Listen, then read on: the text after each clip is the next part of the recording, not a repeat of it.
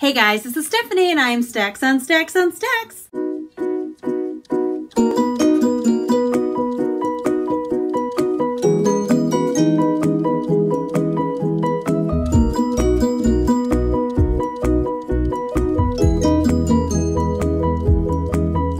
Today I am coming to you with day 2 of the 7 of 7 hosted by Book Roast. I will leave all of her information down below. Today's topic is books that stay with you. So a book that was meaningful or had an impact on you. And I'm going to be trying to not use books over and over and over, but I know I'm going to be using a few books over and over and over. So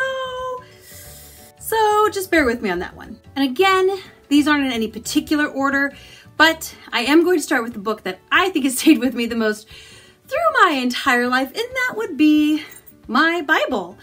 I guess God wrote it. I guess a lot of people inspired by God wrote this book. This would be the most inspirational book in my life. This would be a book that I've gotten the most from as far as staying with me, guiding me, making life decisions, and building me into who I am. That would be this one right here. And it's not one that you can buy in stores, this particular cover. My dad made it for me forever ago because I'm hard on my books and it lost its cover a long time ago. Now the other 6 aren't in any particular order, so I will just start with The Name of the Wind by Patrick Rothfuss. This is a book that I read, I think I read it in the summer, maybe it was August. And I don't know what I was expecting. People have been raving about this book forever and ever and ever, and I was like, oh, sure, I'll read it, why not? And my buddy read it with Elliot Brooks. And I'm not sure what I was expecting, but I wasn't expecting this. It was great. It's about a guy named Kvolth, and it's like a look back on his life, how he is where he is, only it is the first of 3. So we only get like that first third of his life to where he is. So, you know, you finish the book and you're like, but what next? Wait, what happens? And you don't know. And I could read the second one, but we have to wait forever for the third one. So I'm putting that one off. So we're looking back on Kvolth's life with him as he is explaining how he is who he is and things like that. So I know it's pretty vague and it probably sounds kind of boring, but it's not. It is pretty exciting, though it is very slow moving as well. It is not a quick book. It is a slow moving, very paced book. A lot of day to day. I did this boring thing, I did this boring thing, I went to bed. But part of that to me is who he is and how it can almost make him a normal person, except he's definitely not a normal person. Anyway, I really enjoyed this one. It stuck with me. I would say I was thinking about it for months and months afterwards, and I will probably just reread it whenever I get around to the second one. Next one I have is To Kill a Mockingbird by Harper Lee. This is one I read in 8th grade? Freshman? I don't remember. A while ago. And it is one that sticks with me. I've actually reread it numerous times as well. When I did read it in high school, middle school, I think middle school. When I read it in middle school, it was probably one of the first ones that were like, you have to read this book, that I didn't hate. Basically, we are following a girl named Scout, and this is in the South in this 1960s, and her father, Atticus Finch, is a lawyer. Basically, Atticus is giving a case to defend a black man who is accused of accosting a white woman, and the black man did not do this, but he's being accused of it, and in the courts back then, like, they just did what they want. And because the man was black, and obviously that is unfair. So we were basically following her and her brother Jem through a summer, I think, and then part of a school year as well, in this book series. And you follow Scout and Scout's point of view. So you're seeing that this trial that her father is going through a child's eyes. And it is incredibly interesting. Now, being a child, when I read this, I was like, well, yeah, duh, of course. Now looking back as an adult, and I'm like, it was such a good book. It was such a good book. It was a great book. Definitely written in the time it needed to be written. It was pretty much the only thing Harper Lee ever wrote, except for that new one, which I didn't like and I do not acknowledge. So this was really a book that attacked racism with more of a childlike view of it, and that was really great too. And it is a book that is beloved by most, and there's a reason it's a classic. It's an incredible book. You should really read it if you haven't read it. It'll stick with you. Next, I have The Hate You Give by Angie Thompson. This is another book that deals with race issues. And it was actually written this year, so it was more recently written than To Kill a Mockingbird, but it still kind of talks about racism in America.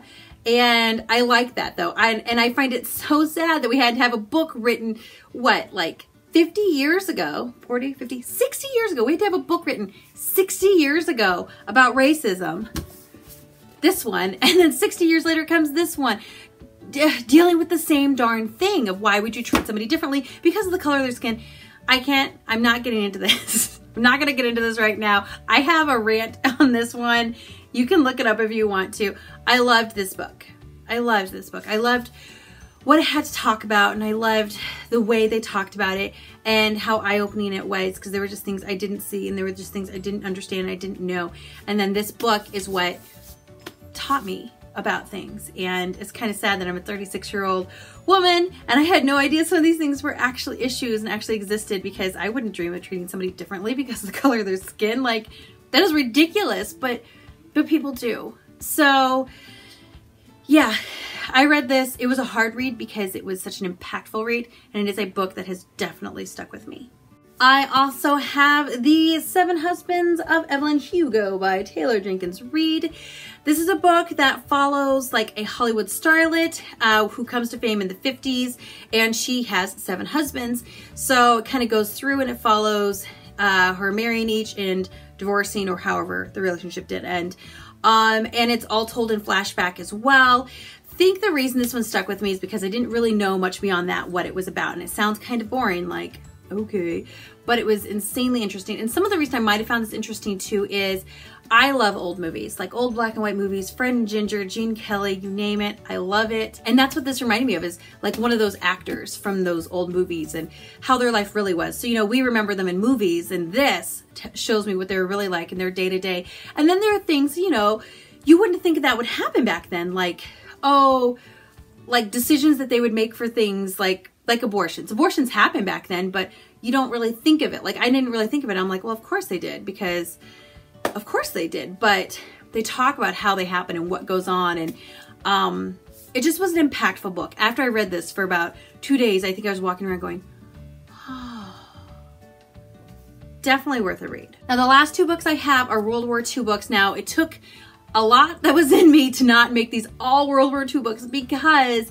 I find a lot of World War II books super impactful. World War II is one of those book topics that are just so interesting and so impactful to me. Like, I just, oh, it kind of blows my mind that one person could convince all these other people to kill somebody because of their religious belief or what they were born into or the color of their skin. I'm like, what?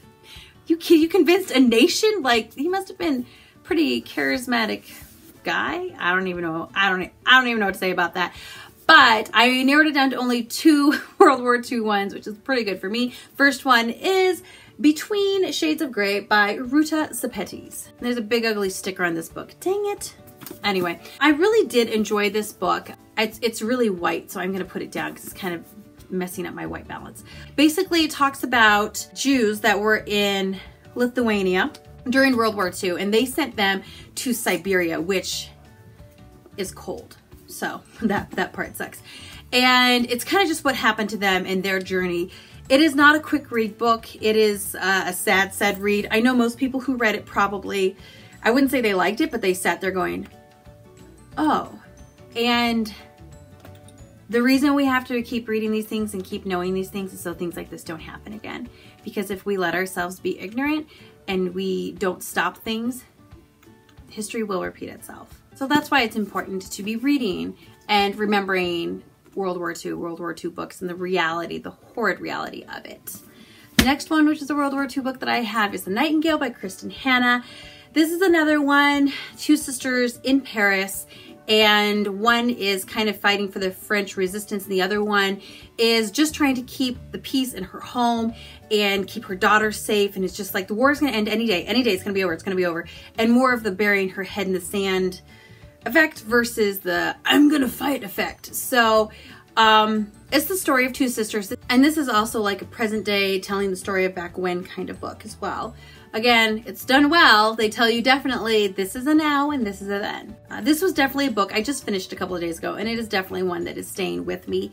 I've been thinking about it for days, been reading another book, and I think I might normally like this book I'm currently reading more if I hadn't just read this one.